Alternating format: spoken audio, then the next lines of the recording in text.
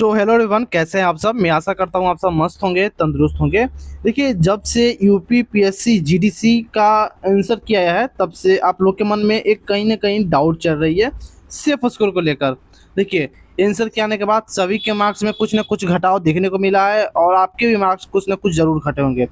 तो बात करेंगे कितने नंबर वाले इस बार मेंस के लिए सेफ होंगे और कितने नंबर वाले को इस बार तैयारी करनी स्टार्ट कर देना चाहिए अभी से, और कितने नंबर वालों को दूसरे एग्जाम में शिफ्ट हो जाना चाहिए। सारी जानकारी आपको इस वीडियो में प्रोवाइड कराने वाले हैं, तो वीडियो को शुरू से अंत तक जरूर देखिएगा। सबसे पहले बात कर लेते हैं हाईलाइट को लेकर कि देखिए 48.64% ऐसे कैंडिडेट हैं जो पासिंग अंकों से भी नीचे हैं। आप समझ में आया कि आंसर के आने के बाद कितने मार्क्स में घटाव देखने को मिल सकते हैं। बहुत सारे मार्क्स में घटाव देखने को मिल सकते हैं। जो लोग ये क्लेम कर रहे थे कि मेरा 125 में से 110 क्वेश्चन 115 क्वेश्चन सही है, आज वो सब 90 के नीचे आ चुके हैं। 80 के अप्रोक्स में सभी का मार्क्स बन रहे हैं। तो सारी जानकारी आपको इस वीडियो में प्रोवाइड कराने वाले हैं। चैनल पर पहले विजिट करें, चैनल को आप सब्सक्राइब कर सकते हो, बेल आइकन दबा सकते हो, क्योंकि यूपी पीएससी जीडी से जुड़ी कोई भी जानकारी आती है, लेटेस्ट अपडेट आते हैं, रिजल्ट के रिगार्डिंग हो, मेंस के रिगार्डिंग हो या किसी के भी रिगार्डिंग हो, तो सबसे पहले आपको इस चैनल पर देखने को मिल जाएगी। तो आप चैनल को सब्सक्राइब कर सकते हो। सबसे पहले बात करेंगे इसमें जो निकाले गए थे आंसर की नोटिस। देखिए, अगर इसमें आपको ऑब्जेक्शन लगाना है, यानी कि अगर आपको आपत्ति दर्ज करानी है तो आपको 9 तारीख तक आपत्ति दर्ज करानी होगी।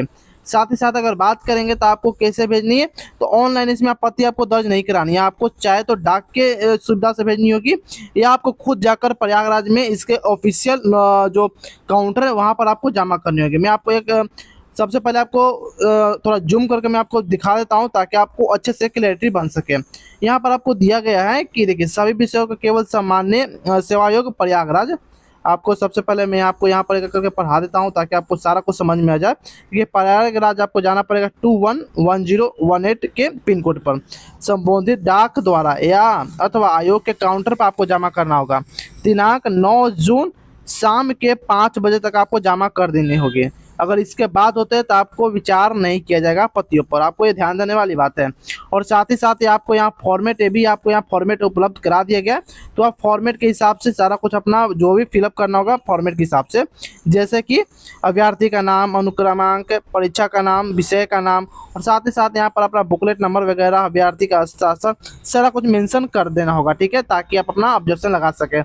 कुछ भी मिस गाइड या कुछ भी गलत इन्फॉर्मेशन देते हो तो आपका जो ऑब्जेक्शन पर कोई कार्रवाई नहीं की जाएगी। चलिए, सबसे पहले बात करते हैं टोटल वैकेंसी को लेकर। अब तो टोटल वैकेंसी में 1253 थी। ओटीआर की बात करेंगे तो ओटीआर में 32,31,430 कैंडिडेट इस बार ओटीआर किए थे एग्जाम देने के लिए। लेकिन फॉर्म कितने लोगों ने भरा? तो मात्र 1,14,995 लोगों ने इस बार फॉर्म भरा। प्रेजेंट एप्लीकेंट की बात करें तो लगभग 90,576 के अप्रॉक्सीमेट टोटल कैंडिडेट इस बार एग्जाम देने पहुंचे थे। एग्जाम आपका 31 मई को जारी किया गया था, यानी और लगभग आपका 3 जून को आपका आंसर की भी जारी हो चुका है। बात करेंगे नेक्स्ट, यानी कि टोटल कैटेगरी वाइज वैकेंसी को लेकर। इसी से हम अपना कट ऑफ एनालाइज करेंगे और सभी को बताएंगे, subject wise plus category wise सारा कुछ इन्फॉर्मेशन देंगे। सबसे पहले बात करते हैं यूआर को लेकर। यूआर में 565 वैकेंसी थी, ओबीसी में 315 वैकेंसी थी, एससी में 232, ईडब्ल्यूएस में 111 और एसटी के लिए 30 पोस्ट शामिल थे। एसटी में लाके बहुत बहुत कम पोस्ट निकाली गई थी। वहीं आगे बात करेंगे UP PSC assistant professor subject wise total vacancy. यहाँ आपको हर एक सब्जेक्ट की वैकेंसी दिख रही होगी, जैसे कि कॉमर्स में 157 पोस्ट है, इंग्लिश में 92 पोस्ट है, केमिस्ट्री में 87 है, हिंदी में 87, बॉटनी में 79, मैथमेटिक्स में 79, जियोलॉजी में 79, सोशियोलॉजी की बात करें 78, इकोनॉमिक्स में 61, फिजिक्स में 60 के अप्रॉक्सीमेट। यह आपके सारे कुछ सब्जेक्ट वाइज आपको देखने को मिल चुकी होगी कि हाँ, जियोग्राफी में कितना है, साइकोलॉजी में कितना है, होम साइंस में कितना है, साइंस में कितना है, पॉलिटिक्स साइंस में कितना है, ये सारा कुछ आपको देखने को मिल गई होगी। अब नेक्स्ट बात कर लेते हैं प्रीलिम्स एग्जाम को लेकर। देखिए, आप सभी लोगों ने एग्जाम दिया और आप सभी को बखूबी पता है कि एग्जाम का लेवल कैसा रहा। हमें एक्सप्लेन करने की इसके बारे में कोई ज़रूरत नहीं, क्योंकि आपसे अच्छा कोई नहीं जानता है। सबसे पहले बात करते हैं टोटल क्वेश्चन को लेकर। तो 120 क्वेश्चन के इसमें पूछे गए थे। मैक्सिमम की बात करें तो 150 क्वेश्चन का आपका 150 मार्क्स का आपका यह प्रश्न पत्र प्री का देखने को मिला था। टाइम ड्यूरेशन की बात करें तो 2 घंटे का आपका समय मिला था। लैंग्वेज की बात करें तो इंग्लिश और हिंदी दोनों लैंग्वेज में बाइलिंगुअल आपका पेपर देखने को मिला था। देखिए, सबसे बड़ा जो खेल हुआ, निगेटिव मार्किंग से सभी का खेल बदल गया। बहुत सारे कैंडिडेट कह रहे थे कि मेरा 120 में से 110 बन रहा है, 115 बन रहा है, 100 के करीब में बन रहा है। देखिए, जो 10 और 15 का क्लेम कर रहे थे वो आज 90 से भी नीचे आ चुके हैं। क्यों? निगेटिव मार्किंग के चलते। निगेटिव मार्किंग ऐसी है क्या स्थिति है कि आप तुक्का इसमें नहीं लगा सकते हैं, लेकिन बहुत सारे यही गलती कर बैठे और तुक्का लगा के काफ़ी अपने मार्क्स में घटाव कर बैठे हैं। उसी प्रकार सभी लोगों के कैंडिडेट में कुछ ना कुछ मार्क्स में घटाव देखने को मिला है। ठीक है, देखिए जैसे कि प्रश्न पत्र सभी को मिला, उसी प्रकार से कुछ यूट्यूब पर भी टीचर इस पर हल करवाए, लेकिन उनका भी हल ठीक ठाक देखने को नहीं मिला। ऐसा मेरा कहना है, ऐसा अभ्यर्थियों का कहना है, जो कि मेरे कमेंट में अभी भी पढ़ा हुआ, आप जाकर देख सकते हैं। मैक्सिमम की बात किया जाए, मिनिमम यानी कि जो कैंडिडेट जनरल, ओबीसी और ईडब्ल्यूएस की बात करें तो 40% और एससी एसटी कैटेगरी में कम से कम आपको 35% अंक लाना होगा।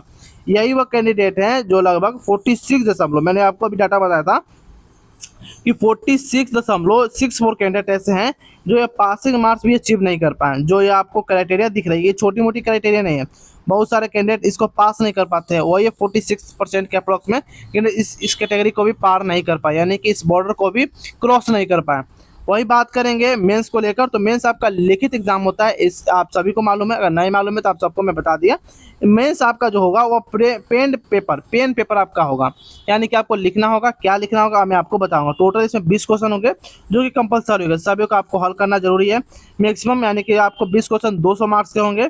टाइम ड्यूरेशन की बात की जाए तो 3 घंटा यानी कि 180 मिनट का आपका टाइम दिया जाएगा। सबसे पहले बात करते हैं सेक्शन ब्रेकडाउन को लेकर। देखिए इसमें आपको जो 20 क्वेश्चन पूछे जाएंगे, आपको 2 सेक्शन में बांटे जाएंगे, सेक्शन ए और सेक्शन बी।